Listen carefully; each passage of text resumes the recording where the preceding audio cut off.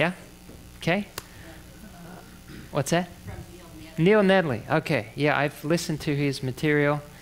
In fact, I was tempted to hijack his presentation, but the Lord said you need to study this separately, so that's what I did.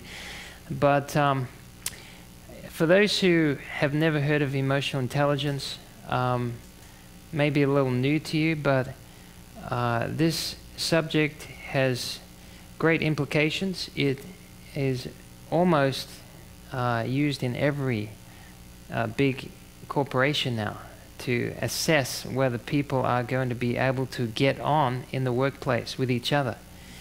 And so when we're talking about emotional intelligence, what we're talking about is how we regulate and manage our feelings, how we can help other people to identify with their feelings and empathize with people. This has some good aspects, and it also has some negative aspects. So I'm going to be sharing both of those today. And some of these things were actually new to me as I studied, because, often something that is generally good can also be used in the wrong way, right? You can use a match to light a candle for you to have some light at night, or you can use it to burn a house, or you can use a car to get from A to B, or you can use it to rob a bank, right?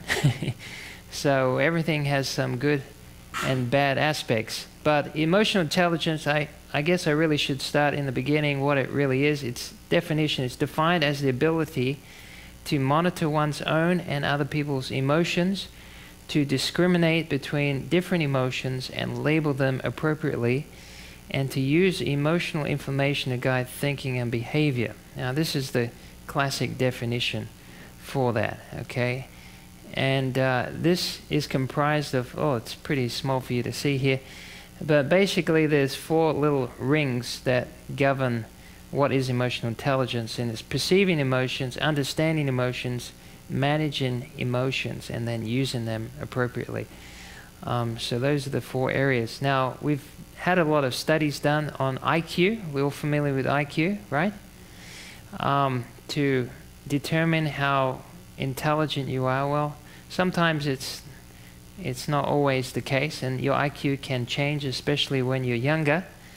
But IQ, they found, it doesn't have much variation when you're in adult life.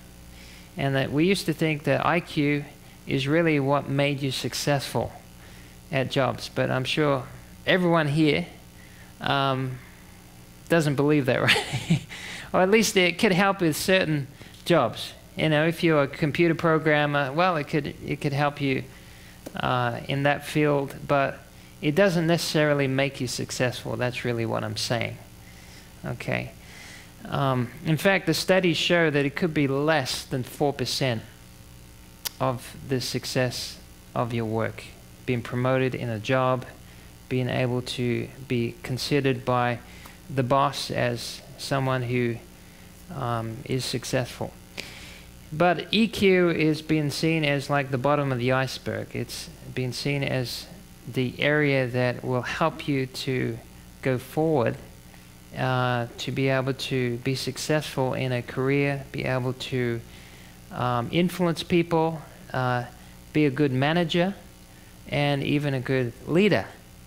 All right? So, and I'm sure you're aware that when you've been in a job for a while, that if your boss is cranky, many years ago, if your boss was giving you a really hard time, you just had to bite your lip, put up with it, But nowadays, it's much more bigger problem. If your boss is someone that's giving you a hard time, or hasn't got a lot of social skills, hasn't got a lot of empathy, then it's usually not very long before that boss is out of that position.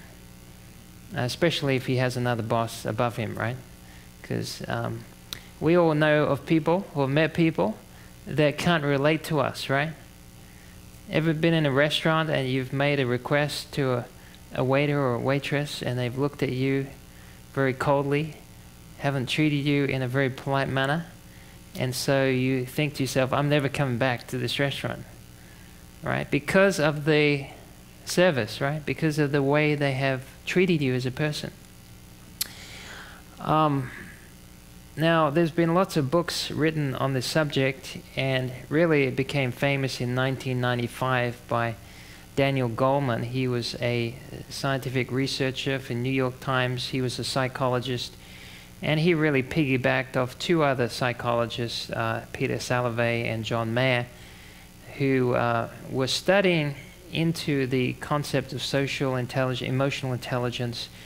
There are different people called sociologists, or people who study behavior and the social capacity and how it affects relationships, how it affects working with each other, and so on. And information was collected, gathered together to see how this could in fact be a bigger thing than we realize. How our emotions and how we use those emotions can relate to each other, and how we can improve our emotions. And this word emotional intelligence, even though it was used before 1995, was really made prominent by Daniel Goleman in 1995 when he published his book working with emotional intelligence. So this became a common term, actually, and I really had to think to myself, is this term actually sound? Is it valid? Is it like an oxymoron? Emotional intelligence. You know, are emotions intelligent? Well, if you look at the definition of what is an emotion, according to the Webster's Dictionary, it's used to designate a state of consciousness having to do with the arousal of feelings. It is distinguished from other mental states, from cognition, volition, and awareness of physical sensation. Feelings refer to any of the subjective reactions, whether they be pleasant or unpleasant, that one may experience in a situation. And then intelligence, what does that mean? It's understood as the ability to learn or understand from experience, or to respond successfully to new experiences, the ability to acquire and retain knowledge. And so when the concept or the term emotional intelligence is used, it's often in connection with knowledge of those emotions, not independent emotions that have no bearing necessarily upon how you've thought, but there is some cognitive association there. And there are feelings that we feel that we may not necessarily understand, right? But there are feelings that have specific attachments, and that's what we're talking about with emotional intelligence. Emotional intelligence was revised, the definition or the meaning of this, to mean the ability to perceive emotion, integrate emotion to facilitate thought, understand emotions, and to regulate emotions to promote personal growth. However, after pursuing further research, the definition of emotional intelligence evolved into the capacity to reason about emotions and of emotions, to enhance thinking. It includes the abilities to accurately perceive emotions, to access and generate emotions so as to assist thought, to understand emotions and emotional knowledge, and to reflectively regulate emotions so as to promote emotional and intellectual growth. How do you feel about that? There's a lot of emotions in there, isn't there? All right. Now, EQ, or emotional quotient, or intelligence, is based on four things, and we're going to go over that. Perceiving emotions. That means the ability to detect and decipher emotions in faces, pictures, voices, and cultural artifacts, including the ability to identify one's own emotions. Perceiving emotions represents a basic aspect of emotional intelligence, as it makes all other processing of emotional information possible. In other words, without recognizing an emotion, then, it's not going to be processed. You're not going to be able to have the information to assess what's going on. So sometimes expressions can be deceptive, right? We often misunderstand each other, our facial expressions. Sometimes we jump ahead of what other people are feeling, and we project our feelings upon that, and we come to a wrong conclusion. In fact, it's been shown that people who are very hesitant to make a judgment on what someone else is feeling based on observation alone have poor emotional intelligence, right? In other words, people that they think, oh, I know exactly what that person's feeling or what that person's going to do, and they sort of like to judge the situation without collecting the information. That actually is a sign of lower emotional intelligence when we do that. And of course, once we perceive, this using emotions, the ability to harness emotions to facilitate various cognitive activities, such as thinking and problem solving, the emotionally intelligent person can capitalize fully upon his or her changing moods in order to best fit the task at hand. Now, I just want to interject here that not all the statements that are made I agree with, okay? I'm just giving you the understanding of what is commonly understood as to what this is, and we're going into a list of what constitutes emotional intelligence. There's a breakdown of that. Okay, so this is one of them, using emotions. And understanding emotions, the ability to comprehend emotion language and to appreciate complicated relationships among emotions. For example, understanding emotions encompasses the ability to be sensitive to slight variations between emotions, and the ability to recognize and describe how emotions evolve over time. By the way, as we look at this, you're going to see that emotional intelligence is not the same as emotional maturity. Okay? There's a big difference there. And also, emotional growth doesn't constitute spiritual growth, necessarily. It could, but as emotional growth could come out of spiritual growth, but spiritual growth may not necessarily lead to, emotional growth may not necessarily lead to spiritual growth. I believe the secular world has tried to focus on emotional improvement without the spiritual emphasis.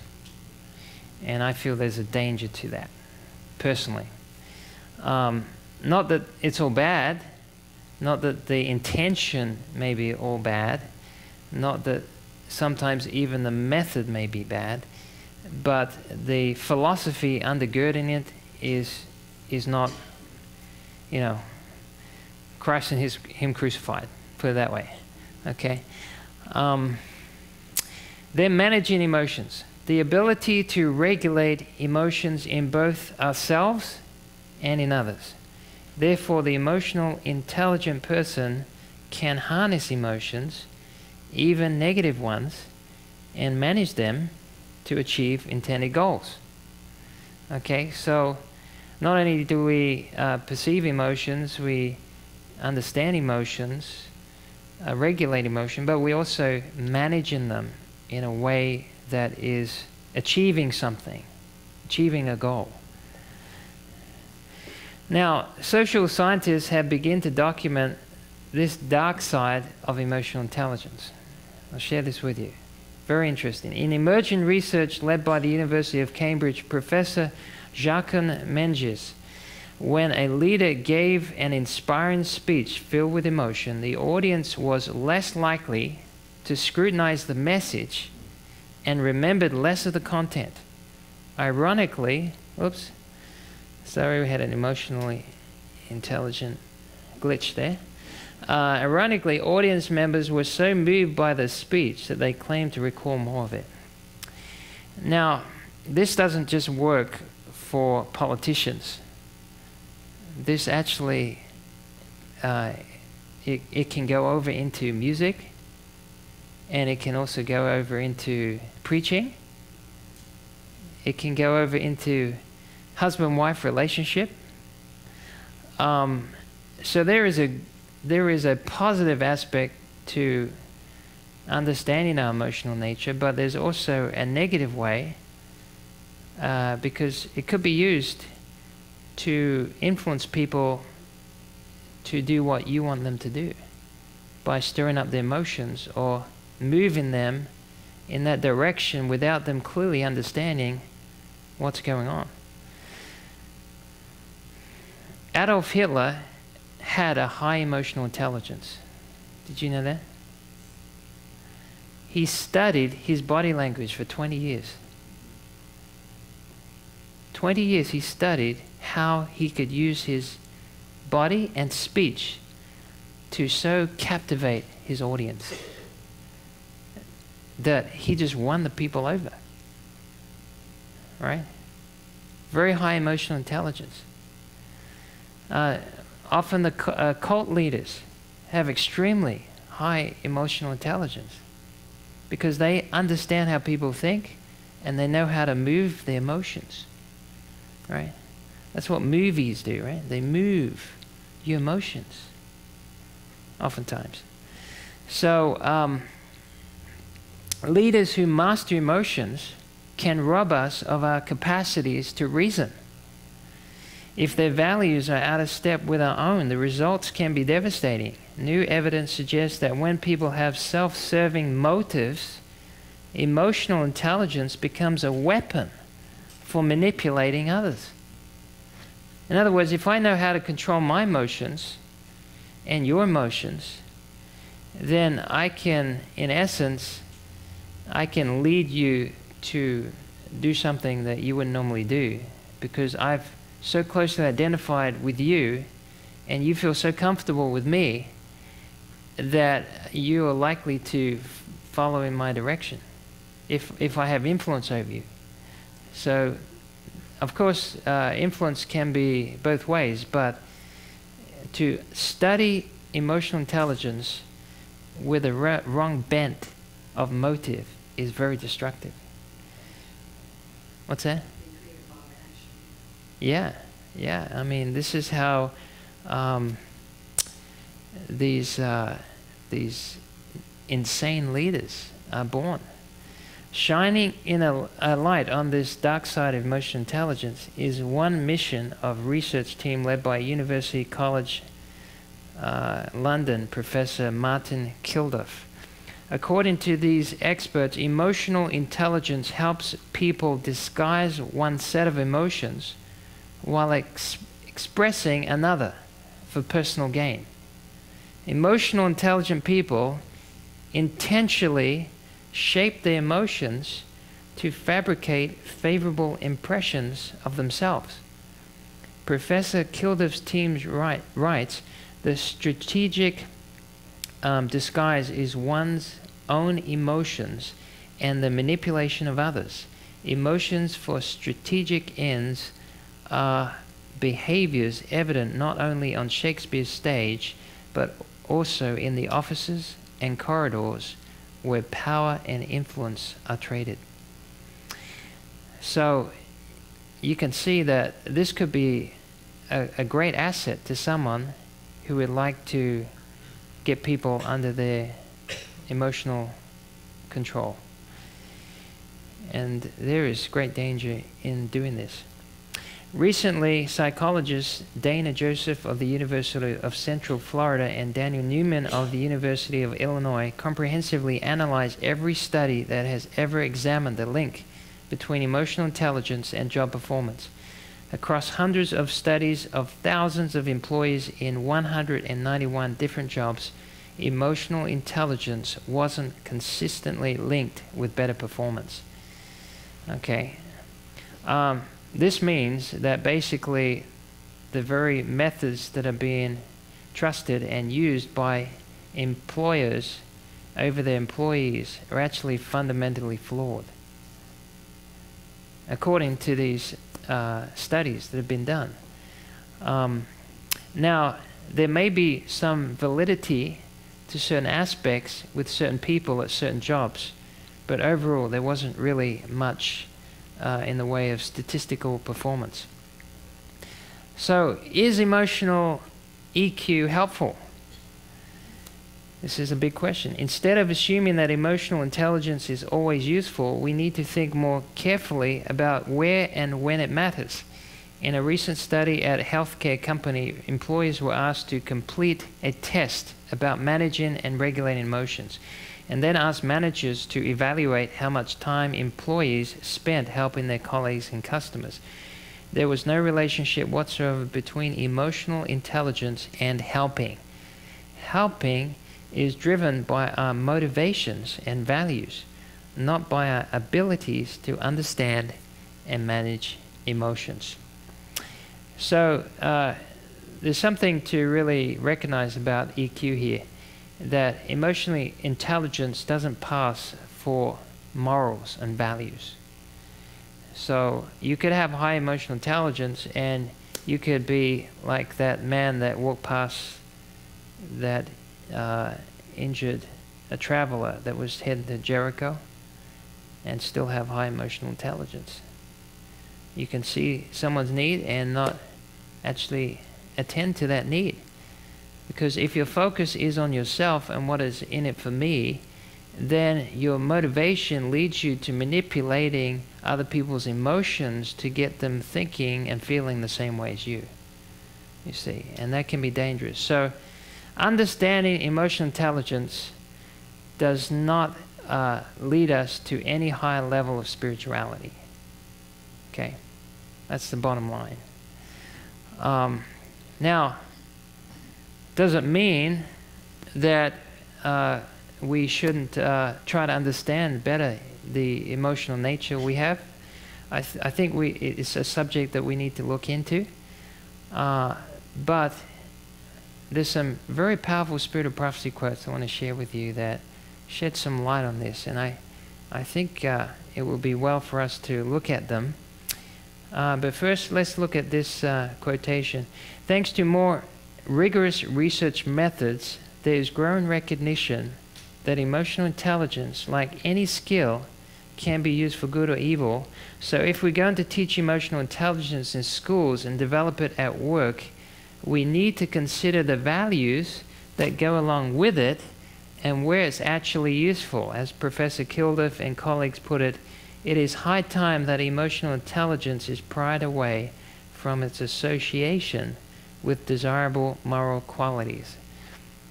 See, the idea is if we understand our emotions better, then we can be better people. We can have a better society. We can really get along with each other in a social environment better. We can have better working relationships. And it is true that sometimes we connect with people better emotionally in a social point of view and in a working relationship. But understanding these things doesn't necessarily change that for good. In fact, it can even do more damage. The results, which will be published in the Journal of Psychological Science later this year, shows that people with a strong moral identity, listen to this, were more considerate of others, and they were significantly more considerate if they were also good at regulating their emotions. And I'd like to see some of the studies done on Christians, but then how do you know who's a true Christian? And who's going to do the study? And who's going to pick what they think are Christians? And how is that going to really pan out? So even if they did studies on that, then, how do you interpret that? How do you don't know the people, and it's pretty hard to get any solid information on that. But I do believe that if someone is a true Christian, that they will have better regulation of their emotions. Not by focusing on trying to improve their emotions, but improving their thoughts and their attitude.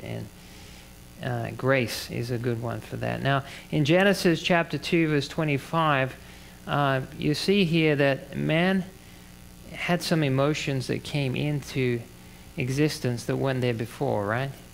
They were naked, but were they ashamed? No, it says they were not ashamed. So there were some feelings there that, a little bit foreign to us until after sin. And fear came in, Genesis 3:10, and he said, I heard that voice in the garden. I was afraid because I was naked and hid myself. And there were certain emotions that came into existence that God never wanted to expose us to. Isn't that amazing? God never wanted us to feel guilt. He never wanted us to feel shame. He never wanted us to feel depressed. He never wanted us to feel any remorse, any anger. Imagine that. Having none of those feelings. Wouldn't that be wonderful? You never had any of those feelings. But those feelings, when you look at what happened in the garden, those feelings started to take over man and change his reason, change the way he thought. His whole mind was changed, basically, when he fell. There was a rewiring of the synaptic clefts in his brain. There was the bottom of the brain was governing the top of the brain. And they ended up expressing how they felt. Now, I believe that God is going to help us to understand how to give those feelings to Him in a way that's going to bring healing. And, emotional healing is part of spiritual healing, isn't it? Emotional healing. When people do us hurts and we suffer loss from what someone has done to us. Maybe they've taken something, violated our liberties, our freedom, or they've wounded us with their words, and it's called emotional scars. Those emotions are always identified with a thought. And it's not until the thoughts are changed that the emotions can be changed. If you felt guilty, but you had no idea feeling guilty, that wouldn't make sense, would it? It wouldn't be healthy emotion. Now, there's times we have emotions that aren't identified with thoughts. You wake up one morning, you feel terrible. Well, it could have been because you ate late last night. It could have been because you didn't get fresh air. It could have been you didn't exercise, whatever. We're not talking about those feelings. We're talking about feelings associated with thoughts. There's glue. There's neurological glue that holds certain thoughts together, and that glue can be broken, and you can change the circuitry of your neurons. So it's amazing. You can replace that, but you actually need another thought to break that glue from the old thought pattern. You actually need another circuit. So you need another thought, and once that thought is established, then the old thought, the glue, comes apart, and you have new thoughts to replace that, and new feelings associated with that. It's amazing. So just from brain chemistry alone, we know that emotions can be changed because our thoughts can be changed. It's a wonderful thing. As I said before, emotional intelligence does not equal emotional maturity. One thing that I see a lot today and concerns me, and it may not be listed as emotional intelligence, but I see a lot of what we call tactlessness. You know what I mean? You ever talk to someone and they just tell their life story, you just said hi to them? Or you're in a situation that, you're getting information from the person that doesn't relate to what you were talking about. Or it's just verbal garbage that just comes out. Because you have a listening ear, people will talk to you and tell you things that you never asked for, never invited. They just tell you about their whole life, and you just said hi. Or you're talking to someone and then someone interrupts you and they don't even recognize that you were talking to someone else. It happens a lot. Tactfulness lies in the frontal lobe, and it's a sign of frontal lobe damage. When you lose tact, you lose sensitivity. You lose sensitivity to how people are feeling, and you're not even aware of the expressions on their faces because you're so focused on what you had to say. It's amazing. We can do that. Remember John the Baptist studied faces? Jesus studied faces. He looked, he was watching. His constant focus was on other people, how they were receiving what he was saying. It wasn't on himself. And that concerns me. It's hard to find people today. I'm not including you here, okay? I'm not talking about you, okay? Doesn't happen in Florida, right? But I tell you, I see it all the time. It just concerns me. Where are people thinking? They're often running off their own emotional batteries. They just want to get something out. And it doesn't help you, it doesn't help them. Just emotional garbage. Here, will you take this for me? My whole life story. Will you take this? Jesus dealt with situations like that too. Hey, you have a big zit. Oh, I hadn't noticed. Tactfulness is, something that can be improved upon, thank the Lord, especially when Jesus comes into our hearts. There are certain emotional thoughts that we have, or emotional feelings attached to those thoughts. They are often head in the wrong direction. It's not a healthy sign to have a all or nothing thinking, or right and wrong. When I used to teach physiology, you'd get students come, and they want to know what's right, what's wrong, and it's understandable, and you certainly want to give them the right way and show them the wrong way, but you have to learn through life that not everything is one way or the other, right? Often they came to Jesus and they said, who should we pay tax to, or tribute to, show them a coin. And so it was either two ways with them, right? There was only two choices you could go. Or, Moses said, we should, he wrote a law, saying that we should stone this lady. What do you say? Was he right or wrong? They gave him two choices, and he always come up with a third choice, right? Things aren't always black and white, and there's a danger with this, that when we see things, it's either this way or the highway. It's, that's not very emotionally mature. We need to understand, there may be times where this principle doesn't apply in this situation. There may be a time where, you need to have other considerations that bear upon this principle. And so it's not always, we have the right way and the wrong way mentality. We can look at things either black or white, and sometimes there's a lot of different areas in between that we miss out. So it's everything or nothing. There are very few things in life that are constant. There's a lot of things that change, right? And it's even the same with interpreting God's law.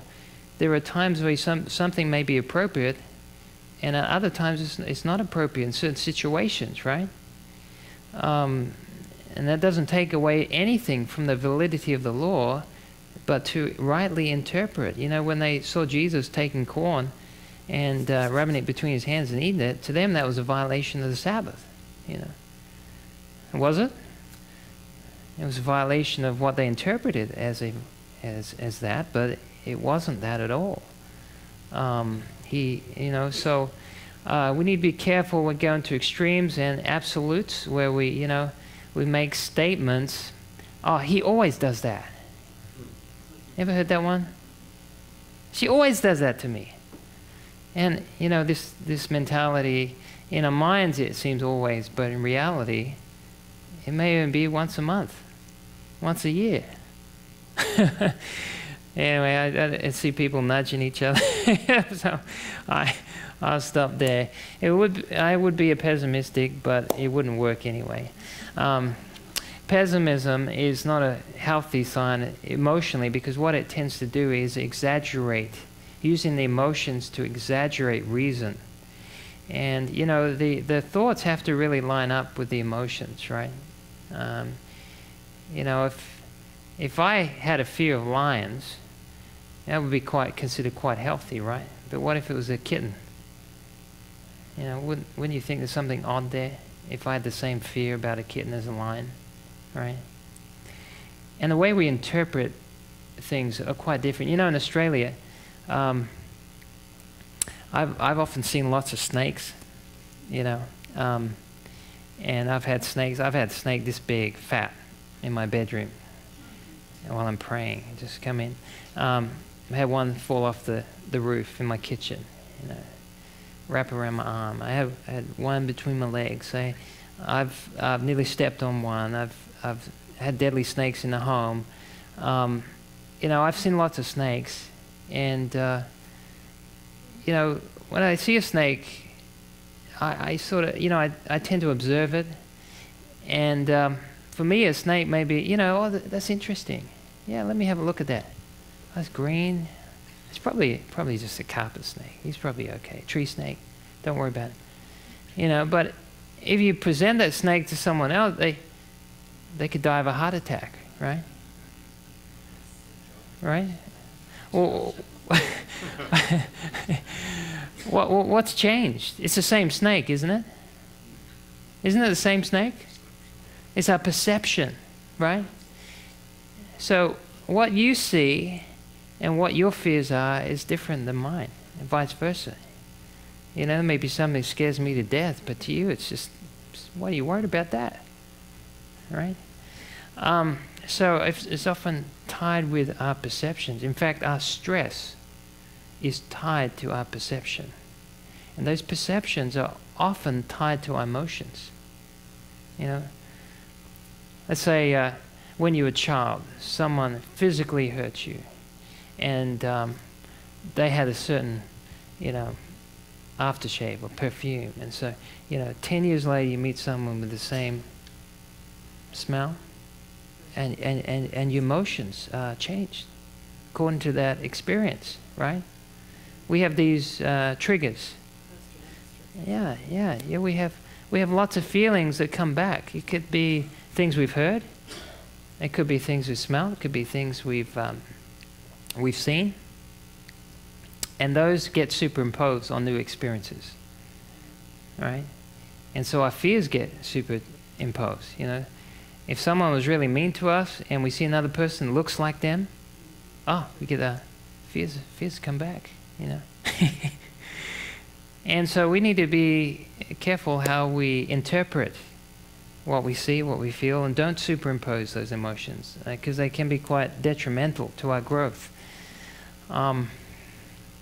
Pessimism is not a good attribute. It's a distorting aspect, and it ends up putting anything that can be positive into a negative mindset. It leads to a negative feeling, and then we react to that. We react to that in many different ways. That Jesus was never discouraged. Have you read that in Desire of Ages? I can't get my head around that. I can't get my head around that. I mean, what he went through and not be discouraged. I mean, what about one soul that rejects him? Wouldn't that be discouraging enough? And the whole world, crying out, crucify him. And yet he wasn't discouraged, and he wasn't elated. And here's another thing. Have you ever met people that are very high in their emotions? Often those people are also, they swing. They go low. They often have depression, right? Yes, because the higher you go, it's like caffeine. The higher you go above with the emotions, as low as you go beneath, right? This is how all addictions work. We can get addicted to our feelings. Yeah, we can get addicted to our feelings. And we get addicted to chemicals. You know, we get addicted to things we don't need, right? You can never get enough of what you don't need. Isn't that true? Because what doesn't fill your need never meets your need. You constantly taking more, and that's how it happens in the body. Chemically, we get addicted to chemicals we don't need. You ever get addicted to broccoli? Tofu? Avocado? You know, there's things that stimulate our feelings, and we get addicted to those things. And some people, you know, I remember I used to, when I was 20, one of my jobs I did was I was a professional dance instructor, and I lived dancing. And the things that affected me the most was music.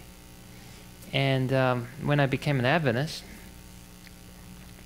I'd pick up, that's a foxtrot, that's a waltz in my head.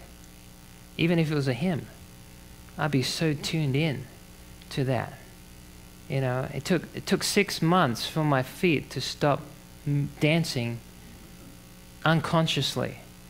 I'd go across the lounge room, I'd do a twirl in the middle of the room. I'd be on the phone, my feet are doing the cha-cha.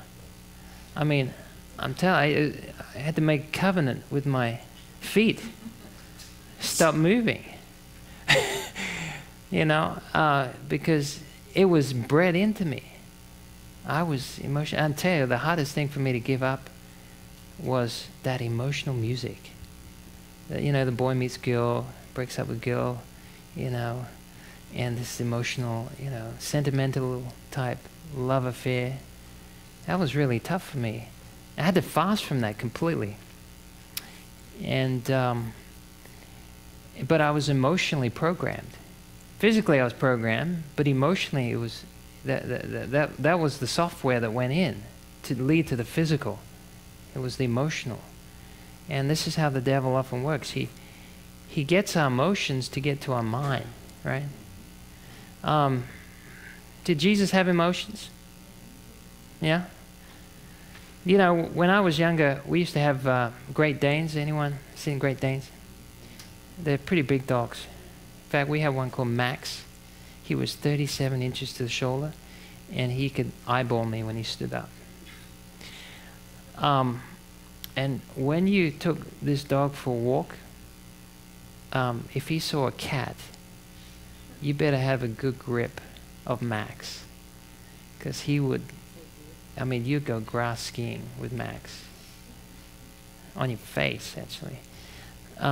So either you had control of the dog, or the dog had control of you. Have you seen people that are walking around, they're taking the dog for a walk, and hey, you know, like this? You know who's in control, right? Well, the emotions can do that. They can just pull you either way. They can just pull you. And if you don't have a firm hold on them, they'll lead you any which way, blow any which way. But the good news is that our emotional centers, like the limbic system in the middle of the brain, and also some of the lower centers that we have of the brain, they are harnessed by the frontal lobe. Yeah, we can actually govern them without letting them govern us. So it's not bad to express emotion. Jesus, you know, the Ellen White talks about sacred emotions. You know, but they have to be regulated in the appropriate way. And to access emotions without accessing the frontal lobe is very dangerous. And this is how modern songs work. I mean, I used to dance to stuff, I used to sing to stuff, and you'd have to tell me what that music was. I mean, even though I verbally say it, I never thought about what I was saying. You know, it could be absolute garbage, it often was, but you wouldn't bring those words to your frontal lobe. You wouldn't think about them. You would just express them. And there's a danger to let our feelings be expressed without going through the frontal lobe, the executive centers of the frontal lobe. There's also a danger to study our emotions. Now, this comes from Spirit of Prophecy. It's not wise to look to ourselves. It goes hand in hand with message this morning, and study our emotions. If we do this, the enemy will present difficulties and temptations that weaken faith and destroy courage. Closely to study our emotions, give way to our feelings, is to entertain doubt and entangle ourselves in perplexity. We are to look away from self to Jesus. Sometimes people would ask Ellen White, how do you feel? And she'd say, it's none of my business how I feel.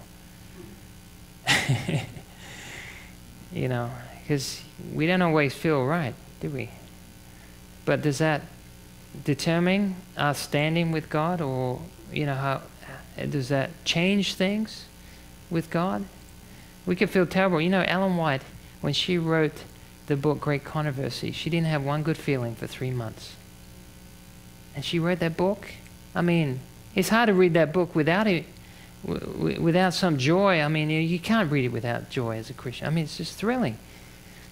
And yet she didn't have any good feeling because she was in so much pain at the time, physical pain. As soon as one begins to contemplate his feelings, he is on dangerous ground.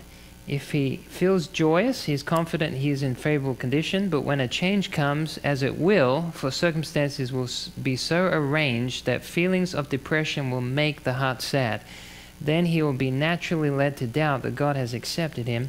It is not wisdom to look at the emotions and try to rest our spirituality or test our spirituality by your feelings. Do not study yourself. Isn't that interesting? Not study yourself. Look away from self to Jesus. So there's a danger, isn't it? Can you see the danger? Look into emotion. Sometimes we have feelings of depression. We may not be able to understand those feelings. And because we don't understand those feelings, we start to allow those feelings to interpret our standing with God. And that's dangerous. Feeling and faith are completely opposite. Although faith can bring with it feeling, it's not necessarily a guide, right? If the thoughts are rightly disciplined, it will be a far less difficult task to control the feelings. Looking unto Jesus, the author and finisher of our faith, will give us courage, hope, and constancy. If the thoughts are wrong, the feelings will be wrong, and the thoughts and feelings combined make up the moral character. You see, the feelings get impressed when the thoughts get impressed. And every thought has some connection with endocrine glands, you see, and that regulates how you feel. So your thoughts determine your feeling, but then your feelings, what they do when they're stirred up, they rebound back to your thinking, and they can change the way you think as well. So we got to be careful. But the origin of that starts with the thoughts, because the nervous system is over the endocrine system, right? Don't consult feeling. You need not consult how you feel. Feeling has nothing to do with it. Do I believe in God, that He is my God, and that His promises will be verified to me? Then I go right about my work. I never look or examine whether I have feeling or have no feeling. I know what my duty is from the express will of God, and it is for me to do it, and do it intelligently. In fact, she says in another statement that if I was to, if I was to have to do everything I wanted to do or felt like doing, I wouldn't get half as much done. The greatest of these is love. The motive powers of the soul are faith, hope, and love, and it is to these that Bible study rightly pursue appeals. And see, if you want to have right emotions, you got to have what?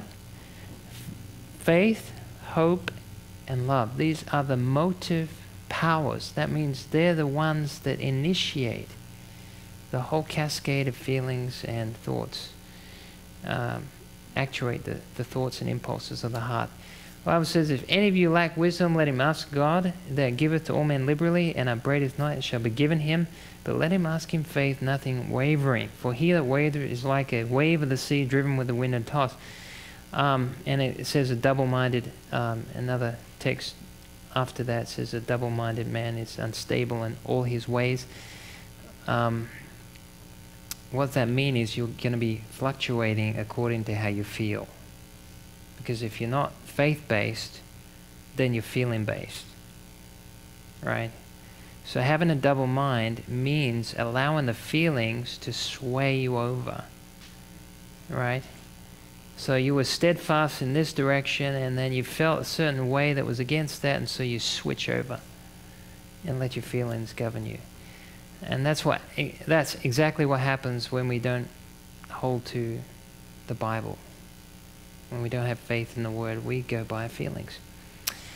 Many know so little of faith that when they have asked God for his help and blessing, they look to themselves to see if their prayer is answered. If they have a happy flight of feeling, they are satisfied.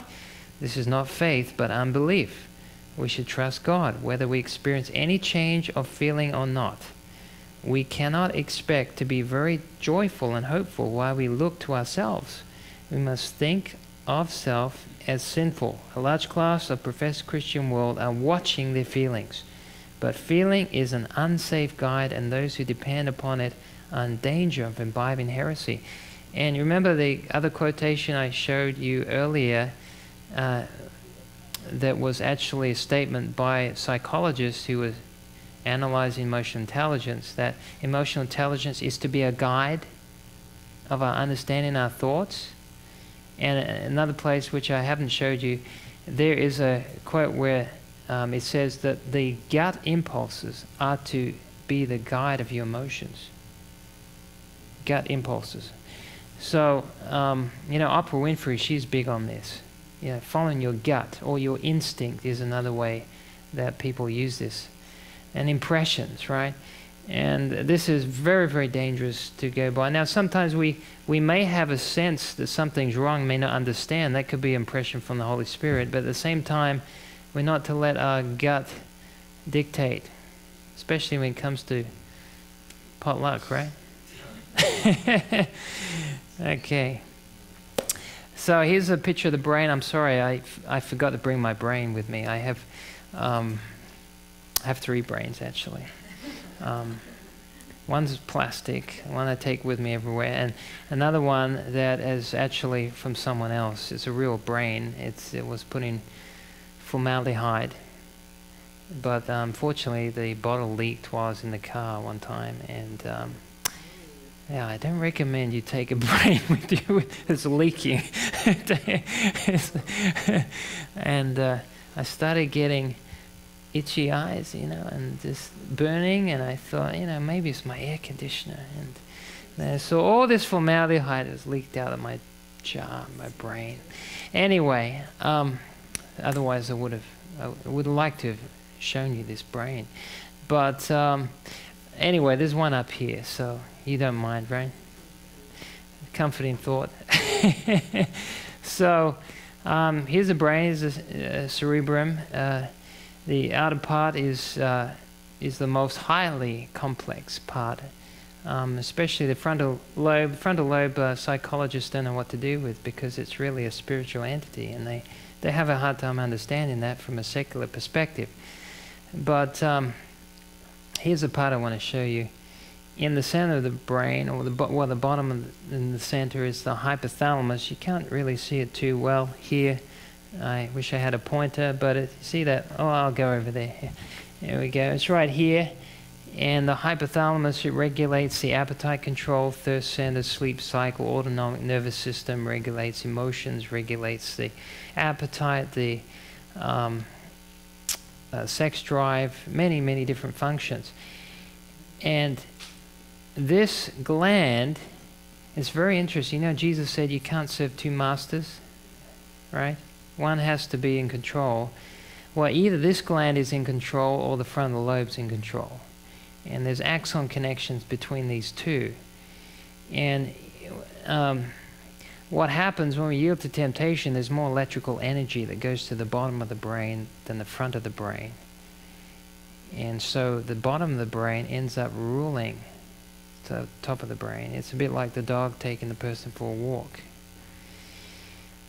But here's something very interesting. That, remember Ellen White saying that in Steps to Christ, that everything hinges on the right action of the will, the power of decision, power of choice. And she often talks about putting your choice on the side of God, and then God will work in you both to will and do His good pleasure. Well, it's interesting. When you make a decision, like Daniel, purpose in his heart, wouldn't defile himself. When your decision's set, then what happens is chemically there's a release of what we call GABA. It's gamma aminobutyric acid, or I call it God's appointed blocking angels. But it's a chemical that's actually released, and it inhibits the temptation. Inhibits electricity running from the bottom of the brain to the top of the brain. And so it doesn't matter how strong the temptation is, when the will is set. Now here's the thing, you ever been tempted and the temptation lingers and it seems to get more and more? Well, a half decision is worse than no decision. You know, I did a stop smoking program recently, and I had some ladies in the seminar I knew had not made 100% commitment to quit. And I knew they were going to have a harder time. They're better off staying where they are, smoking, because what's going to happen is they're going to have more struggle, and the brain is designed so it will take the path of least resistance, just like water flowing down a mountain. So it's only a matter of time before you increase the electrical energy at the bottom of the brain, and temptation's going to be yielded to. So a half-hearted decision will not block the impulses. You see, the will has to be fully set. Once the will is set, then the emotions can be regulated. But until then, the emotions are in ascendancy. Right? It's very, very interesting. And if you study lifestyle impacts on this gland, it's very fascinating. But all the laws of health affect the hypothalamus. And they either put you in the saddle or the dog in the saddle.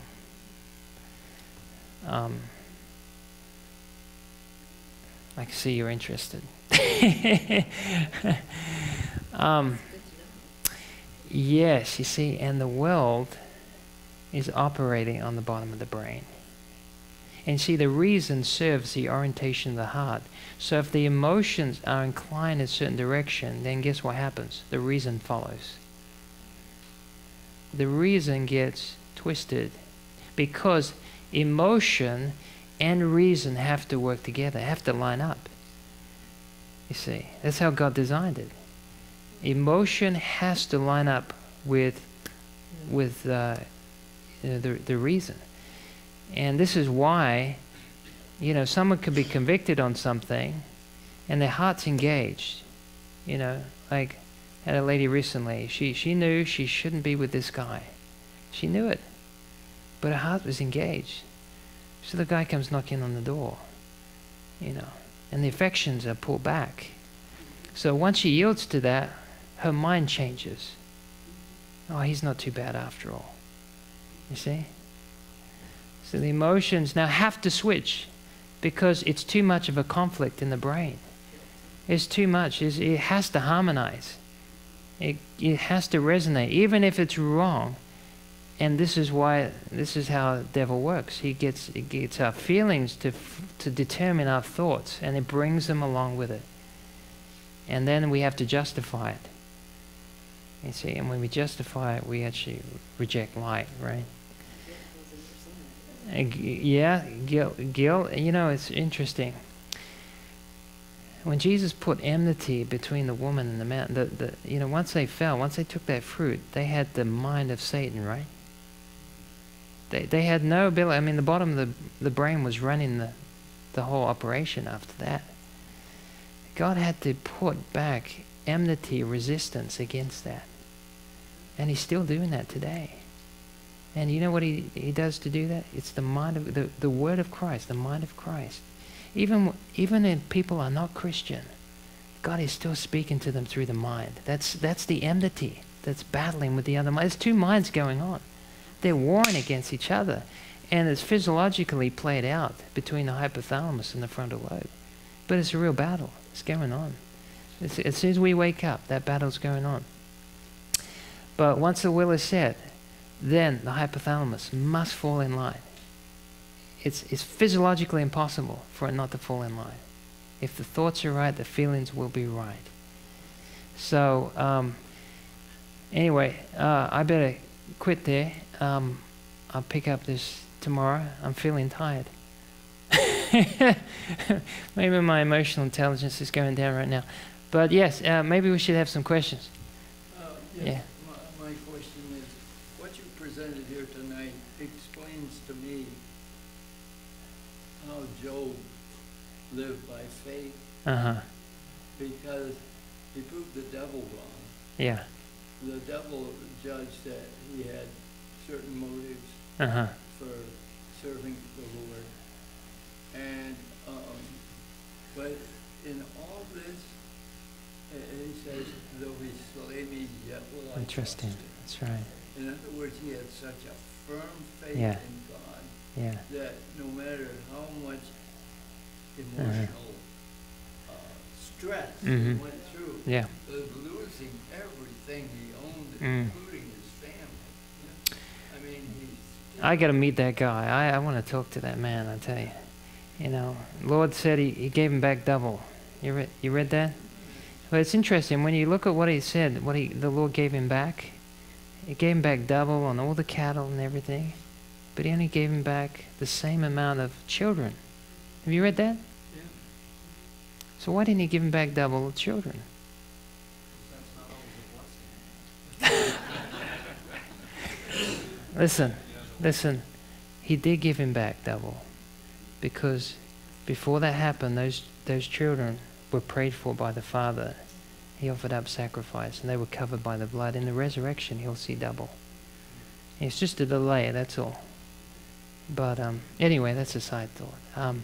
But yeah, I love the story of Job and how those feel. I mean, imagine having boils all over your body like that, and having all your family go, and everything just taken from you.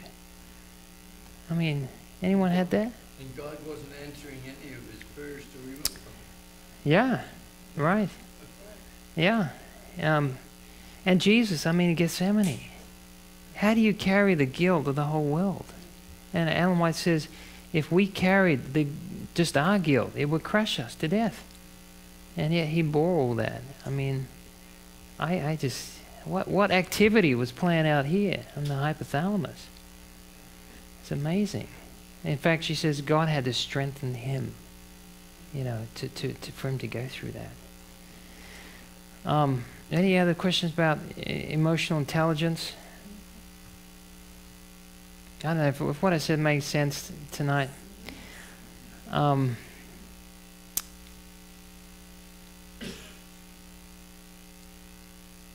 we all satisfied, right?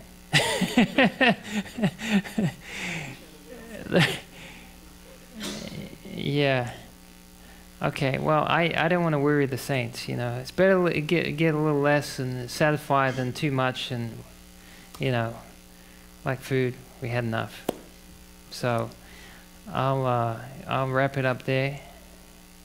Did you want to make any announcements, Ralph, or anything? Well,